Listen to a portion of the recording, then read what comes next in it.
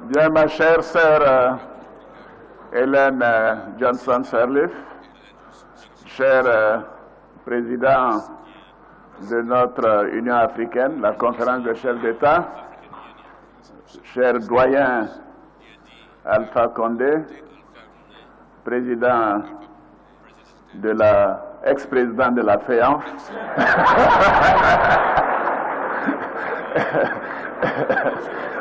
président de la République de Guinée et président en exercice de la conférence des chefs d'État de l'Union africaine, mon cher jeune frère Macky Sall, si vous me le permettez, cher jeune frère. Je voudrais saluer la présence de Mme Hélène Clark, de mon jeune frère Adesina, et bien évidemment de notre fille Kabanyale. Alors, en général, je suis le doyen. Mais aujourd'hui, j'ai un doyen, c'est toi, Alpha. Donc, soyez les bienvenus, chers amis, chers frères, chères sœurs. Je ne voudrais pas nommer chacun d'entre vous. Je reconnais de nombreux visages, des amis, des frères, des sœurs, et en tout cas, merci d'être là pour mener cette réflexion et faire en sorte que nous puissions entamer la deuxième phase de cette conférence sur l'émergence. Je voudrais saluer aussi les représentants des pays émergents qui sont avec nous, donc la Chine, l'Argentine, Singapour, et vous dire combien nous apprécions votre contribution. Alors après ce que Alpha vient de dire, je crois que je ne ferai pas de discours, Alpha. Tu as tout dit? Oui, tout a été dit par mes prédécesseurs. Je dois vous dire à quoi bas, à chacune et à chacun de vous, et dire que nous tenons beaucoup à cette conférence. La première a eu lieu en 2015, il y a deux ans, et nous avons tiré bénéfice et beaucoup de leçons de ces réflexions.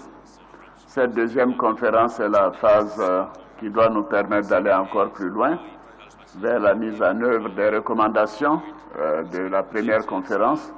Et je suis heureux de voir que vous êtes si nombreux et que les discussions, je suis sûr, seront particulièrement enrichissantes.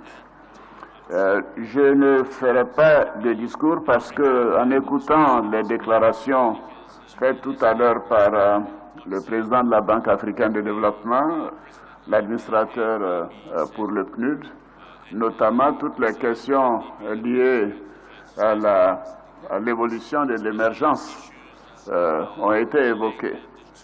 Et je disais le dimanche à l'occasion de l'ouverture de la séance des marchés émergents, le forum des marchés émergents, que notre télévision, la RTI, avait fait un sondage auprès des populations, de nos compatriotes, pour leur demander ce que c'était que l'émergence. Et alors, il y a eu plusieurs définitions de l'émergence, et ce qui m'a je trouvais que le plus spectaculaire, c'était un monsieur qui nous a dit que l'émergence, c'était que quand on a la tête dans l'eau, et puis après on sort, et après on peut nager, et puis on peut même s'envoler. Donc voilà, avec tout ça, je crois que nous sommes bien partis pour nous envoler et essayer de faire en sorte que le continent africain puisse, je crois, avoir une évolution encore plus forte. Je retiens que le président de la BAD, ce que le président de la BAD nous a dit tout à l'heure, que malgré toutes les difficultés que nous avons vécues ces 2 dernières années, avec la baisse des prix des matières premières, que ce soit le pétrole ou le cacao, que l'Afrique continue d'avoir des performances raisonnables, même si celles-ci ne sont pas suffisamment élevées pour réduire de manière importante le degré de pauvreté dans de nombreux pays, et surtout le nombre de pays africains qui sont en voie de tourner la page et de réduire la pauvreté de manière substantielle. Je note également les recommandations faites par Mme Clark concernant ce que nous devons faire pour améliorer notre volonté d'aller vers l'émergence. Je sais que ceci n'est pas facile, que ce soit dans le domaine économique, dans le domaine social ou dans le domaine de la gouvernance. Et j'ai considéré que peut-être ce que je souhaitais faire, c'est vous indiquer un peu quels sont les principaux axes et les principales notre contribution à la réflexion et vous partager avec vous un certain nombre d'obstacles que l'on peut rencontrer quand on essaie d'aller vers l'émergence. Je trouve que des obstacles, ou disons des opportunités, la première chose concerne en fait la qualité et la pertinence du plan d'émergence. Et en cela, je voudrais féliciter le président donc Macky Sall d'avoir adapté le programme d'émergence aux réalités sénégalaises, parce que tout simplement copier-coller ne règle pas le problème. Il ne faut pas tenter de reprendre tout simplement ce qui se fait ailleurs et tenter de l'appliquer à nos pays. Il faut adapter les plans et les propositions d'émergence à notre contexte socio-culturel. Et ceci me paraît essentiel. Et je tenais à le dire, et c'est ce que nous avons essayé de faire en Côte d'Ivoire, en commençant avec la sortie de crise, en mettant en place d'abord un programme présidentiel d'urgence et essayer de régler les problèmes d'urgence comme vous l'avez noté. Vous l'appelez, vous, le programme d'urgence communautaire de développement. Ici, c'était le programme présidentiel d'urgence qui a essayé de traiter les questions urgentes liées à la sortie de crise, que ce soit les questions donc de salubrité, d'insalubrité, les problèmes de maladie, parce qu'à la sortie du Golfe, il y avait des corps partout, c'était des menaces de choléra, et ainsi de suite.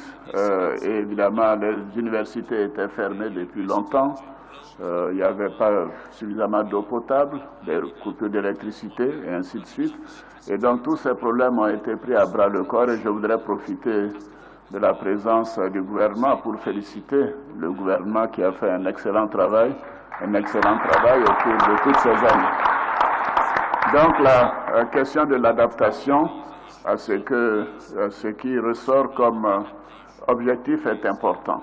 Et en cela, nous avons ensuite mis en place le programme national de développement que gère maintenant la ministre Kabagnale pour voir quels étaient nos besoins de financement, comment les obtenir et quels sont les secteurs prioritaires. Alors le deuxième élément, à mon sens, c'est la volonté politique. La volonté politique, c'est parce qu'en réalité, comme l'a dit le président Macky Sall, avoir un plan d'émergence, c'est très bien. Avoir les financements, c'est possible. Mais les réformes sont les plus difficiles, les réformes structurelles qu'il faut mettre en œuvre. Et pour ce faire, il est important d'avoir la volonté de prendre un certain nombre de décisions. Et c'est ce que nous avons fait, comme tout le monde le sait. Pour la Côte d'Ivoire, le cacao est notre premier produit d'exportation.